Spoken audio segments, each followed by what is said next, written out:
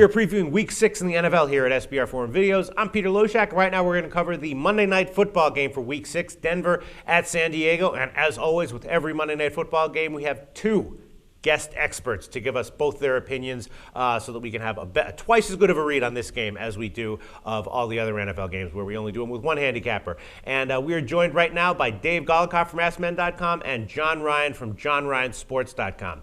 Now, this game has a very close line. I think, San Diego's right now about a 1-point favorite. You can find pick'em somewhere, and I don't really have a lean on the game as of right now. Manning has tended to not do that well when he's gone into San Diego. San Diego, they're a little bit unreliable, a little bit talented. Willis McGahee for Denver, Ryan Matthews for San Diego, both capable runners, also both runners who can be shut down. Let's start with you, Dave Golokhov. Do you have any leans on these lines at all?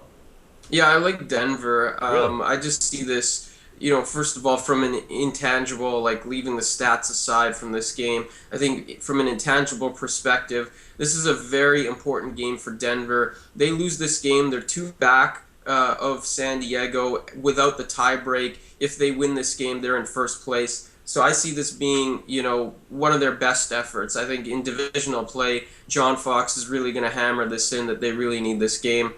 As far as the stats, when you start breaking down the schedules, I'm a little skeptical of San Diego's start here, and I think there's some pretty good reason why. Mm-hmm. Yes, they've got 3 wins, but the wins have come against Oakland, Tennessee, and Kansas City. None of those teams have more than 1 win. Their losses have come to Atlanta at home and to New Orleans, where, listen, New Orleans is a 1-win team as well, so not very impressive. They also had a big lead in New Orleans. They blew. Their defense really let them down last week. Their offense in the second half let them down last week. So not a big fan of San Diego. The one common opponent that you can look at in these two teams is the Atlanta Falcons. They've both played the Falcons. The San Diego Chargers got blown out at home by the Atlanta Falcons, whereas the Denver Broncos, you can make the case they were getting blown out by Atlanta, but at least that was in the Georgia Dome, and Denver did make a big comeback.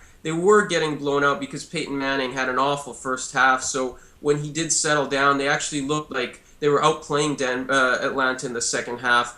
Again, A squared plus B squared doesn't always equal C squared in the NFL, but when you start to look at the schedules and that one common opponent and what this game means to Denver, I really like the Broncos in this spot.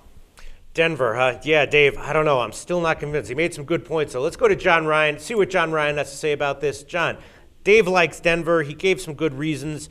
I'm not sure. I still see this line, San Diego -1, as being just too close to what it should be to warrant a bet on either side. What do you think? I actually, all due respect to Dave's opinions, and they're all valid, Yes. I like San Diego in this game. Huh. And I like their running game. And their running game is strong enough that they're going to get over 100 yards. And as you know, I've said repeatedly that in the NFL, when you gain and establish the run, it sets up play action pass. And I know I beat a dead horse with that, but we see it time and time again, that play action pass. And after all, Peyton Manning made a career on using play action pass.